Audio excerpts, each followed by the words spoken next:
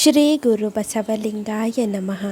ಇಂದಿನ ಬಸವಣ್ಣನವರ ವಚನ ಹೀಗಿದೆ: ಕಾಣಬಹುದೇ ಪರುಷದ ಗಿರಿ ಅಂಧಕಂಗೆ, ಅರಿಯಬಹುದೇ ರಸದ ಬಾವಿ ನಿರ್ಭಾಗ್ಯಂಗೆ, ತೆಗೆಯಬಹುದೇ ಕಡವರವು ದರಿದ್ರಂಗೆ, ಕರೆಯಬಹುದೇ ಕಾಮಧೇನು ಅಶುದ್ಧಂಗೆ, ಹೊನ್ನ ಹುಳವ ಕಂಡು ನರಿ ತನ್ನ ಬಾಲವ ಹುಣ್ಣು ಮಾಡಿಕೊಂಡಡೆ ಹೋಲಬಹುದೇ, ಎನ್ನೊಡೆಯ ಕೂಡಲ ಸಂಗನ ಶರಣನು ಪುಣ್ಯವಿಲ್ಲದೆ ಕಾಣಬಹುದೇ.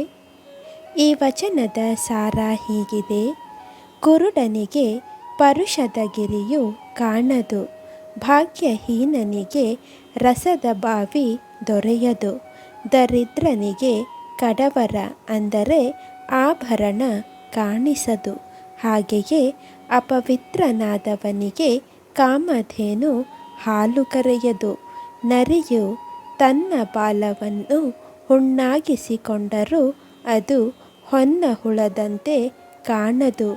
ಅದೇ ರೀತಿ ಭಗವಂತನ ಪ್ರೀತಿ ಪಾತ್ರರಾದ ಶರಣರು ಪುಣ್ಯ ವಿಶೇಷದಿಂದ ಲಭ್ಯವಾಗುತ್ತಾರೆ.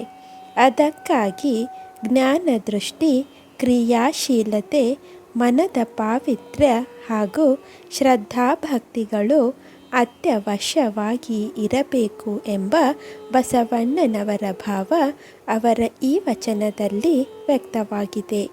ಇಂದಿನ ಮಾತು: ತಲೆ ತಗ್ಗಿಸುವುದಕ್ಕೂ ತಲೆ ಬಾಗುವುದಕ್ಕೂ ತುಂಬ ವ್ಯತ್ಯಾಸವಿದೆ.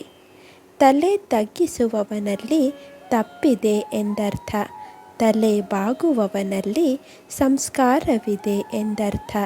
ಸಂಸ್ಕಾರಯುತ ಬದುಕು ನಮ್ಮೆಲ್ಲರದಾಗಲಿ. ಖುಷಿಯಿಂದ ಹಾರಾಡುತ್ತಿರುವ ಗಾಳಿಪಟದ ನಿಯಂತ್ರಣ ನೆಲದಲ್ಲಿರುವ ಸೂತ್ರದಲ್ಲಿದೆ. ಎಷ್ಟೇ ಎತ್ತರಕ್ಕೇರಿದರೂ ನೆಲದ ನಂಟು ಮರೆಯಬಾರದು. ಶರಣು ಶರಣಾರ್ಥಿಗಳು.